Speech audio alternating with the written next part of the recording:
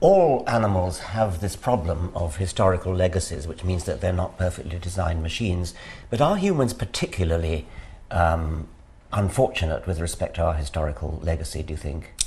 Well, you know, our environment is not just a new one that we've moved into one, it's one that we've constructed. And I think one of the saddest ironies about modern human life is that we now have created for ourselves environments that even the kings of England a few centuries ago couldn't have dreamed of. Hot and cold running water, all the delicious food we want to eat, light so we can read all night if we want to and listen to music at high volumes. I mean, it's a fabulous life we've constructed for ourselves. It really satisfies those needs that natural selection shaped in us. On the other side of it, though, those needs are killing us. Because what we want is fatty foods and sugary foods and sedentary lives. It was very useful back in Africa, but now those habits, which are products of natural selection shaping our motivational systems, they're killing us. You go to your doctor and say, "Doctor, what should I do to be healthy?" Your doctor says, "Exercise a lot and basically eat a lot of foods that don't taste that good." And sadly, we were designed to pursue the foods that were in short supply in Africa. And now that we can get lots of them, they're really bad for us. Right. Also, if we go back a bit further in history, we walked on all fours, and I mean, that's a pretty dramatic change, you know, to walk on two legs instead of four. You'd expect that that would have ramifications. It certainly does. You know, in children especially, but sometimes in adults, our bowels get tangled up with each other, and they essentially tie themselves in knots. You'd think that natural selection would have fixed that. And if we look over here at a skeleton of a donkey, you can see how the backbone is here in a nice arch, first of all. And you can also see the cavity where the intestines are in there. They hang, all of the intestines, from a blade of tissue that goes right down the middle so that they don't get tangled up. If you take this donkey and turn it on its hind legs, like this, all of a sudden, all of the intestines which were hanging very nicely hanging from the backbone there. They're all of a sudden draping in a big tangled mess, like a pile of tangled fishing line. Again, the amazing thing is they don't get tangled up more than they do. Yeah. And of course, the other problem just about everybody has in their life at some time or another is back pain. I mean, it's just, why didn't natural selection fix that one? And again, this is a great example of what you were just saying, Richard, about, natural selection can't start fresh, and we have legacies from our new way of life standing up.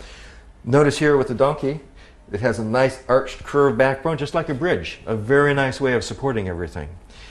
If you look at the chimpanzee here, you see that there's still mostly that bridge with the beginnings of a little spot here where the back turns out. In fully upright humans, you see that the back, you have a nice curve here, and then you have a sudden sharp bend. And that's so that we can stand upright. A marvelous thing that we can do. I'm not sure why we stand upright. That's a good question. A good question. But I do know that this bend of the backbone is something that causes terrible problems for many people. That's the evolutionary explanation for back pain. There's the physical explanation, the mechanical explanation is bones pinching nerves.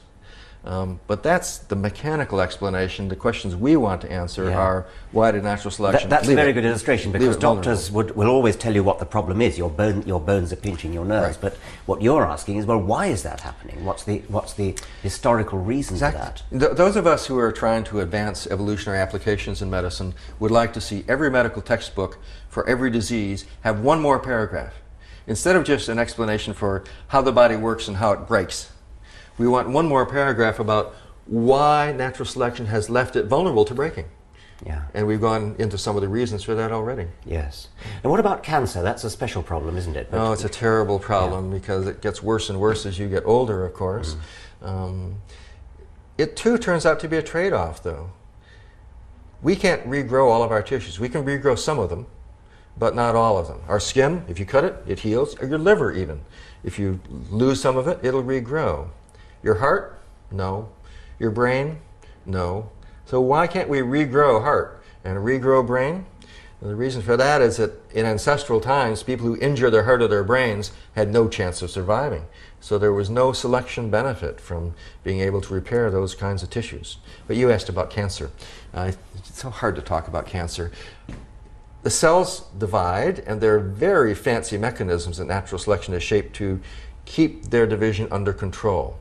In fact, one can look at the whole process of development in the body as largely one that specializes cells so they divide just the right amount and then stop. And then stop, yeah. One of the mechanisms that keeps cells from dividing out of control looks like it's something called telomeres. Now, on the end of each chromosome, the chromosomes are the little bits of DNA that are all strung together. At the end of each chromosome, there's a bit of DNA hanging off the end. And every single time that the cell divides, a little bit of that DNA gets clipped off. And the next time it divides, a little bit more gets clipped off. Basically, it's just the unraveling of the rope at the end, and there needs to be a little spare at the end. But it's also a wonderful safety mechanism, because if this line of cells starts dividing out of control, then snip, snip, snip, snip, snip, and then the cell dies. Because once that telomere, that little bit of extra DNA hanging off the end is gone, the cell is going to die. A marvelous safety device. But it has a cost too, doesn't it? Because then, as you get older and the cells divide, at a certain point you will have used up all of that telomere and you will have cells dying because of that. And in a recent study, it was found that people who had longer telomeres indeed were living longer lives. The next part of this story is to show that they are at a greater risk of cancer. And so here we see in a very dramatic form the trade-offs between advantages and disadvantages.